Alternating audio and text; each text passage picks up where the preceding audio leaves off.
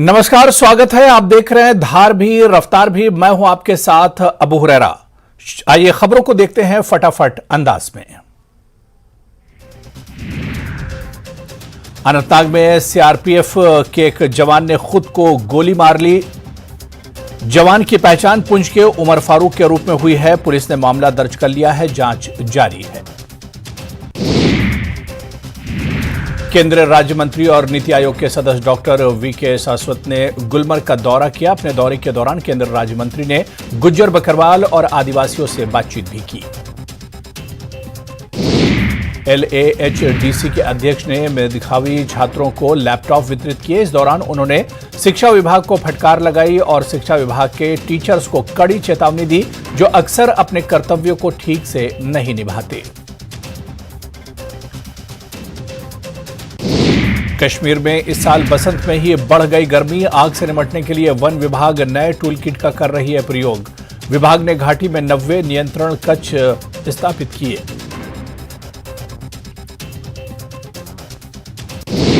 तापमान में शुरुआती वृद्धि ने फसलों को बुरी तरह नुकसान पहुंचाया और जम्मू के आरएसपुरा के किसान संकट में हैं। मार्च के गर्म तापमान ने गेहूं की फसल को प्रभावित किया है। कश्मीर में अर्बन लोकल बॉडीज द्वारा डंपिंग साइट का प्रावधान न करने से गंदगी के ढेर लग गए हैं। ऐसा ही कुछ नजारा अनंतनाग सिंथन किश्तवाड़ राष्ट्रीय राजमार्ग पर भी देखा गया, जहां गंदगी जमा होने से लोगों को काफी परेशानियों का सामना करना पड़ रहा है। अखनूर के सीमावर्ती क्षेत्र परगवाल में इंद्रपतन दरिया पर बन रहे पुल का डीसी जम्मू औनी लवासा ने निरीक्षण किया। निरीक्षण के दौरान तहसीलदार मंजीत सिंह और कई अधिकारी उपस्थित थे। बूथ सशक्तिकरण अभियान के तहत बीजेपी की तरफ से अरनिया क्षेत्र में बैठक का आयोजन किया गया, जिसमें पार्टी को बूथ स्तर पर मजबूत करने के लिए विचार विमर्श किया गया। इस बैठक के दौरान पार्टी के महासचिव अशोक कौल मुख्य रूप से मौजूद रहे। बहुजन समाज पार्टी की तरफ से सुचेतगढ़ विधानसभा क्षेत्र के गांव चक्रोई में कार्यक्रम का आयोजन किया गया, जिसमें बहुजन समाज पार्टी के संस्थापक काशीराम को उनकी जयंती पर श्रद्धांजलि अर्पित की गई।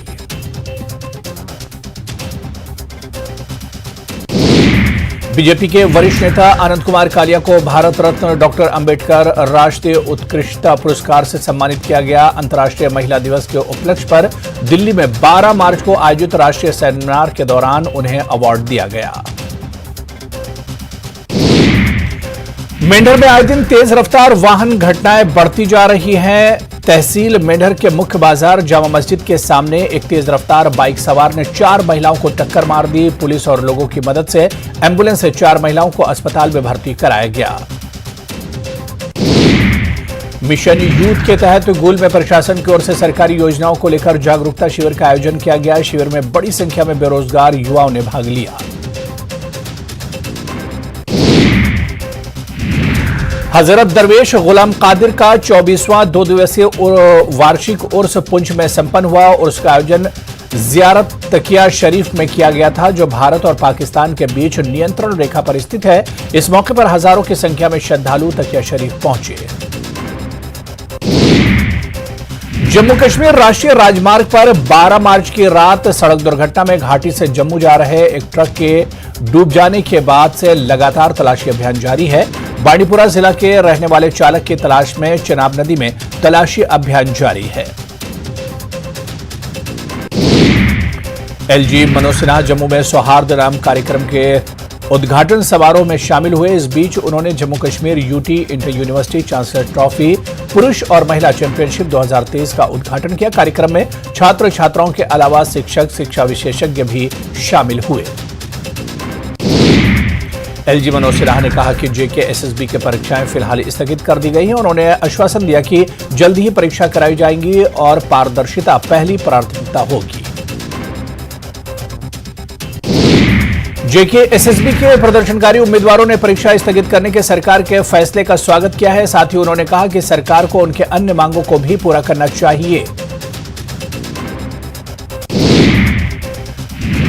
जेकेएनसी नेता शेख बशीर ने जेकेएसएसबी परीक्षाओं को स्थगित करने का स्वागत किया है। उन्होंने कहा है कि इस फैसले से ऐसा लगता है कि सरकार ने स्वीकार कर लिया है कि एपटेक कंपनी को लेकर अभ्यर्थियों की नाराजगी जायज थी। उधर पीडीपी ने विभिन्न पदों के लिए कंप्यूटर आधारित परीक्षा स्थगित करने के जम्मू कश्मीर सेवा चयन बोर्ड के फैसले का स्वागत किया है। पीडीपी प्रवक्ता वीरेंद्र सिंह सोनू ने कहा कि हजारों नौकरी चाहने वालों का भविष्य दांव पर है। उन्होंने सरकार से जल्द परीक्षा कराने की मांग की।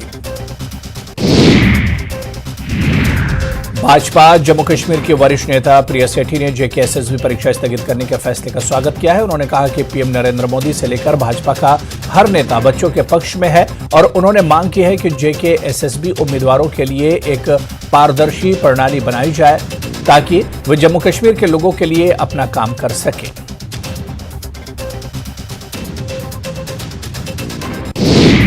एक तरफ जेकेएसएसबी द्वारा कंप्यूटर आधारित लिखित परीक्षा को स्थगित करने की घोषणा का स्वागत किया जा रहा है, वहीं एसएसबी उम्मीदवारों के एक समूह ने जम्मू में विरोध प्रदर्शन किया। प्रदर्शनकारियों ने परीक्षा टालने के फैसले का विरोध किया।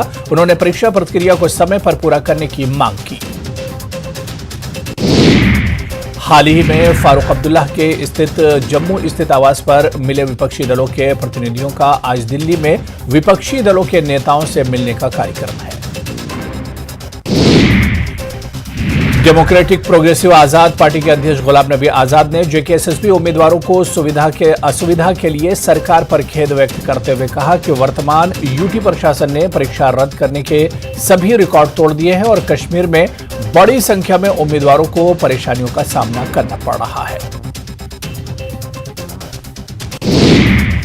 गृह राज्य मंत्री नित्यानंद राय ने राज्यसभा में बताया कि वर्ष 2023 में यूपीए के तहत 4 संगठनों को आतंकवादी संगठन के रूप में अधिसूचित किया गया है और उनके नाम अधिनियम की पहली अनुसूची में शामिल किए गए हैं। ये संगठन आतंकवाद में शामिल रहे और भारत में विभिन्न आतंकवादी गतिविधियों को अंजाम देते रहे हैं और इसमें भाग लेते रहे हैं। पीओजे के विस्थापितों के लिए एलजी प्रशासन द्वारा पहली बार पुंछ में एक विशेष जन सुनवाई और जागरूकता शिविर का आयोजन किया गया। डीसी पुंछ इंद्रजीत और पीओके जेके विस्थापित सेवा समिति के प्रमुख प्रदीप शर्मा ने शिविर का उद्घाटन किया। महबूबा मुफ्ती ने पुंछ के ढेरिया गांव का दौरा किया। महबूबा ने अपने साथियों के साथ गांव आई थी। उन्होंने मंदिर में शिवलिंग पर जल अभिषेक किया।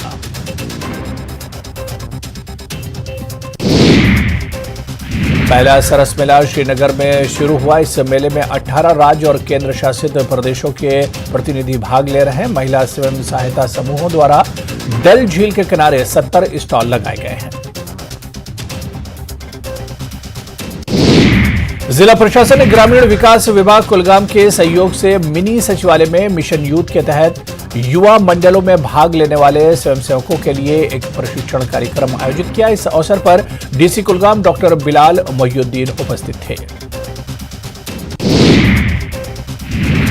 वर्ल्ड मल्टी कल्चरल फेडरेशन ने युवाओं में नशीली दवाओं के दुरुपयोग के बारे में जागरूकता फैलाने के लिए कार्यक्रम आयोजित किया। टाइगर हॉल में 12 कलाकारों ने अपनी प्रस्तुति दी।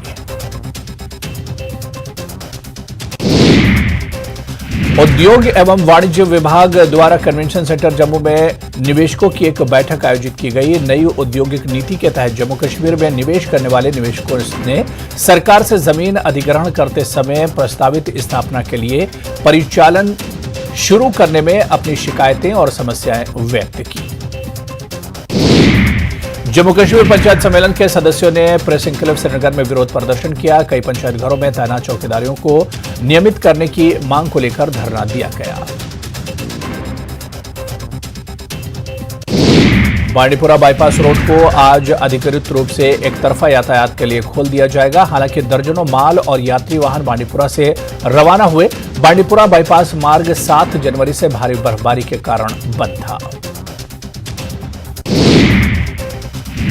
सिडको इंडस्ट्रियल एस्टेट लसीपुरा पुलवामा में पीने के पानी की किल्लत को लेकर पिछले कई दिनों से यूनिट मालिक धरना दे रहे हैं। सिडको इंडस्ट्रियल एस्टेट के यूनिट मालिकों का कहना है कि करीब 400 यूनिट में पीने के पानी की भारी किल्लत है।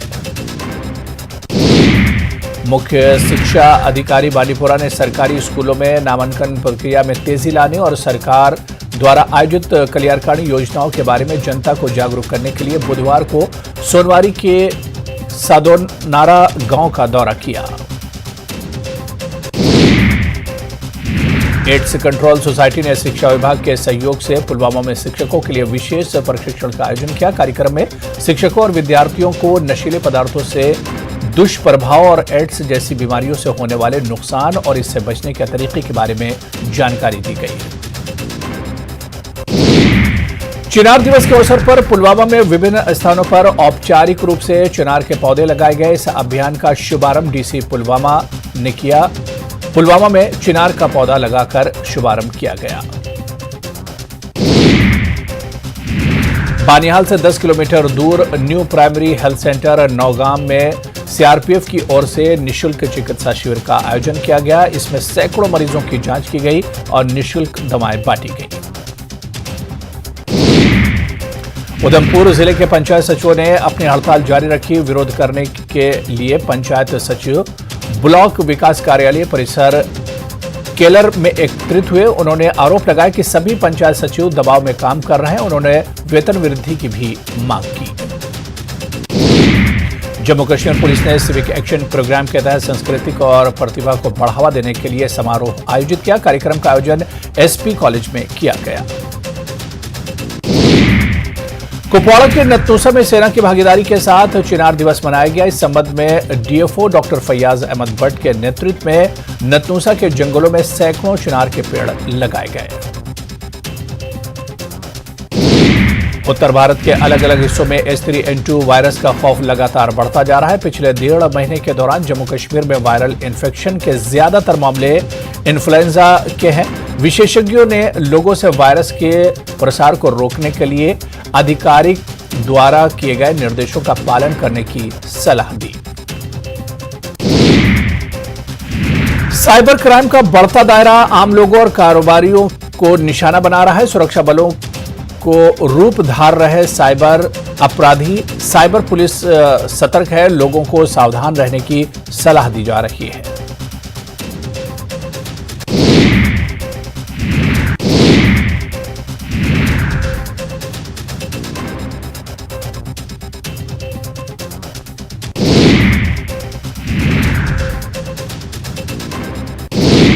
पूर्व मंत्री और भाजपा नगर निगम शिमला प्रभारी सुखराम चौधरी ने प्रदेश सरकार पर आरोप लगाया। उन्होंने कहा है कि सुक्खू सरकार नगर निगम का चुनाव जीतने को लेकर ओछे हथकंडे अपना रही है।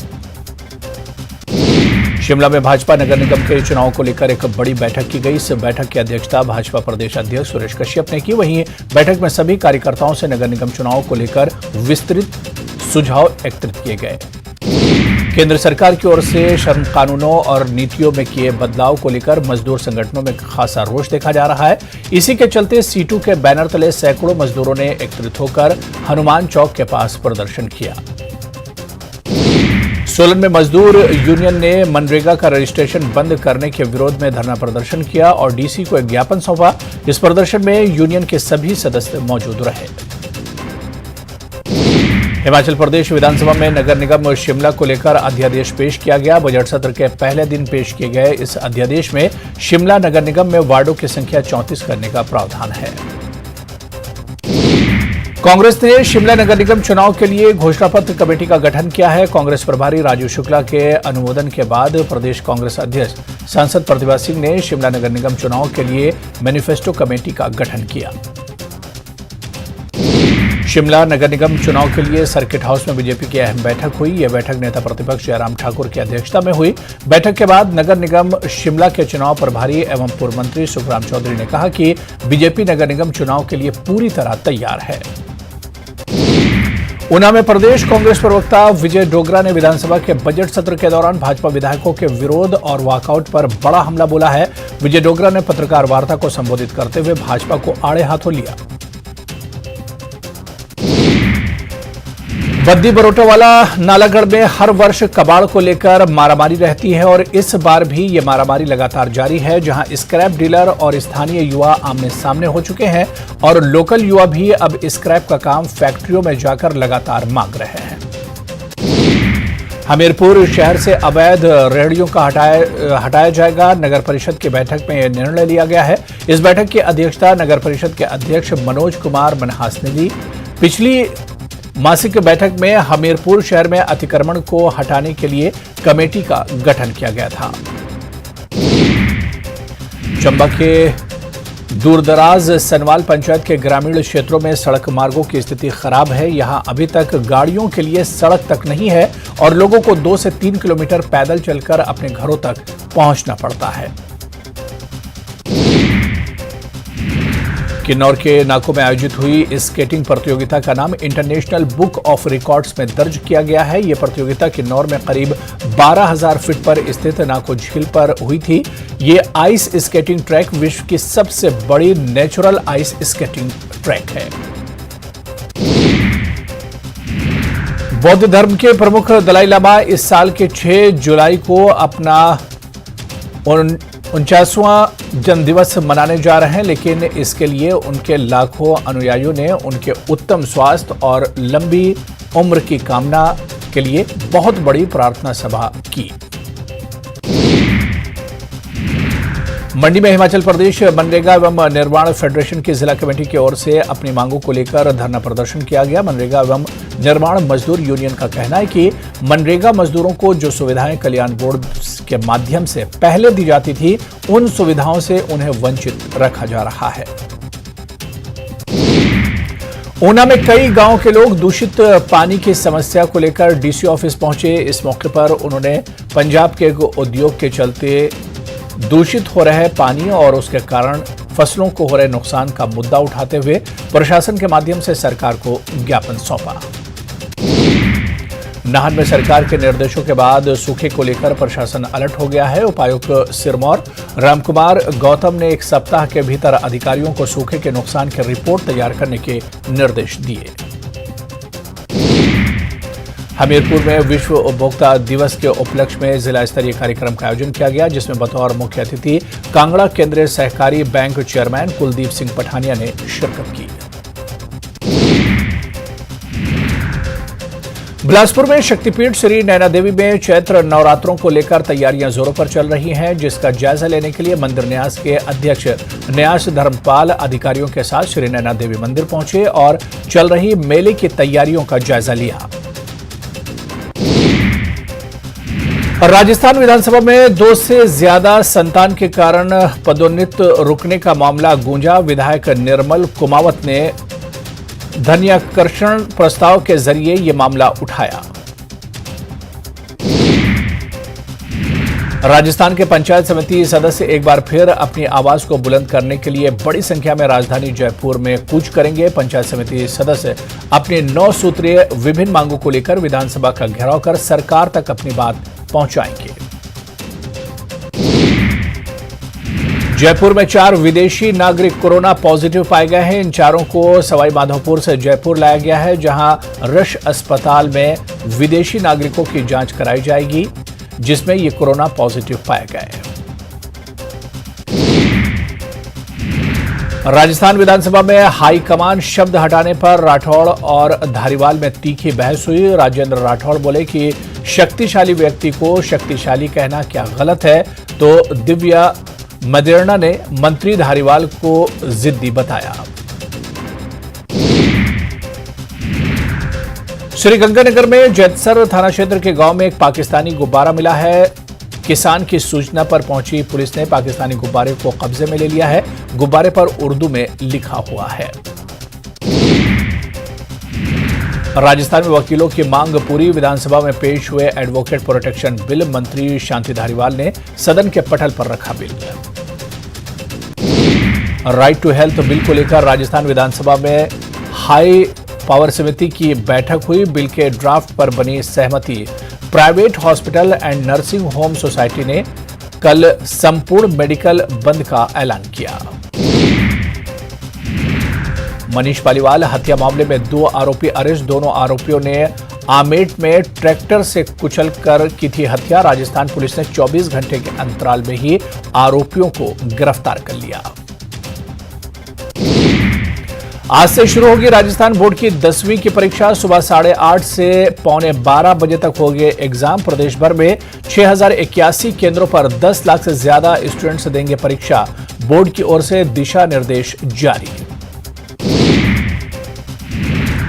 चूरू में सरकारी स्कूल के एक टीचर न्याय के लिए दर-दर की ठोकर खाने के लिए मजबूर हैं। राजगढ़ तहसील के सांखू गांव के राजकीय उच्च माध्यमिक विद्यालय की तृतीय श्रेणी की एक अध्यापिका ने स्कूल के प्रिंसिपल पर सेक्सुअल फेवर के लिए प्रताड़ित करने का आरोप लगाया।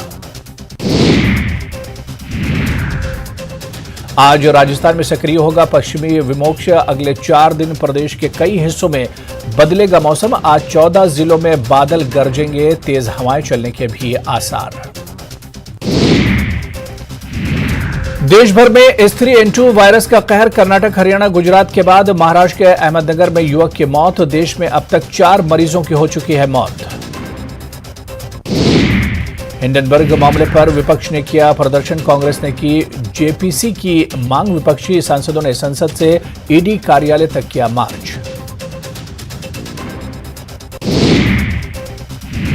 पीएम सुरक्षा चूक मामले में बुधवार को पंजाब के सीएम ने बयान दिया। मुख्यमंत्री भगवंत मान ने कहा कि पीएम की सुरक्षा में कोई समझौता बर्दाश्त नहीं किया जाएगा।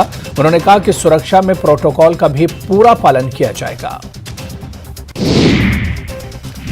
दिल्ली शराब घोटाले में भारत राष्ट्रीय समिति की एमएलसी और तेलंगाना के सीएम केसीआर की बेटी के कविता को सुप्रीम कोर्ट ने अंतरिम राहत देने से इनकार कर दिया है।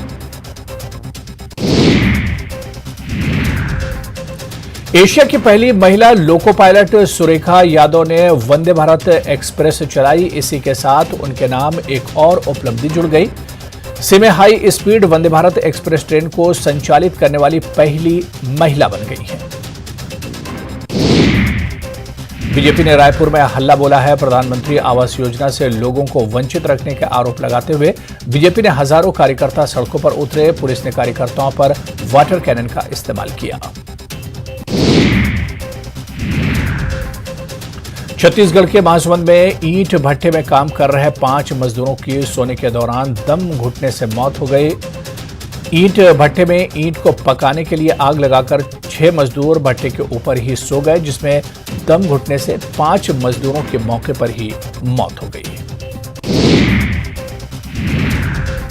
मिजोरम के चंफाई जिले में अवैध विदेशी सिगरेट पर असम राइफल्स ने कार्रवाई करते हुए 60 लाख की सिगरेट पकड़ी है। असम राइफल्स ने अवैध विदेशी सिगरेट के 60 डिब्बे जब्त किए हैं।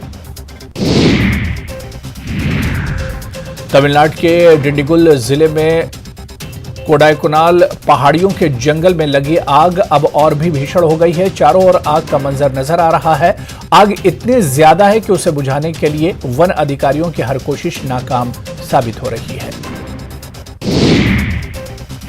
ऑल इंडिया किसान सभा और भारतीय कम्युनिस्ट पार्टी के नेतृत्व में हजारों आदिवासी किसान लॉन्ग मार्च कर रहे हैं। किसानों का ये मोर्चा नासिक से चलकर मुंबई जा रहा है। राजस्थान विधानसभा में सर्वश्रेष्ठ विधायकों का चयन किया गया है। अमीन खान, अनीता भदेल सर्वश्रेष्ठ एमएलए चुने गए हैं। अमीन खान साल 2022 के सर्वश्रेष्ठ विधायक चुने गए, तो वहीं अनीता भदेल 2023 की सर्वश्रेष्ठ विधायक चुनी गई हैं। दुर्ग में डायरिया का कहर, 2 वार्ड में 11 लोग बीमार। स्वास्थ्य विभाग और नगर निगम अलर्ट, वार्ड में लगाया कैंप। छत्तीसगढ़ में रेल यात्रियों की बड़ी मुश्किलें। दुर्ग की जगह अब बिलासपुर से रवाना होगी कटनी रूट की ट्रेनें। 8 ट्रेनों के गनवित स्टेशन में किया गया है बदलाव। दंतेवाड़ा में नक्सलियों और सुरक्षा बलों के साथ मुठभेड़, करीब 40 मिनट तक एनकाउंटर चलने के बाद भाग निकले नक्सली, मौके से विस्फोटक बरामद। मध्य प्रदेश में मौसम का बदला मिजाज। भोपाल, खरगोन समेत कई शहरों में बारिश, 12 से ज्यादा जिलों में अलर्ट। जबलपुर में पूर्व बिशप पीसी सिंह के घर ईडी की दबिश, धर्मांतरण में राशि के दुरुपयोग का आदेश। ईओडब्ल्यू की कार्रवाई में मिले थे 1,65,00,000। 174 बैंक खातों का भी हुआ खुलासा। तो चलिए इस बुलेटिन में भी फिलहाल इतना ही। नमस्कार।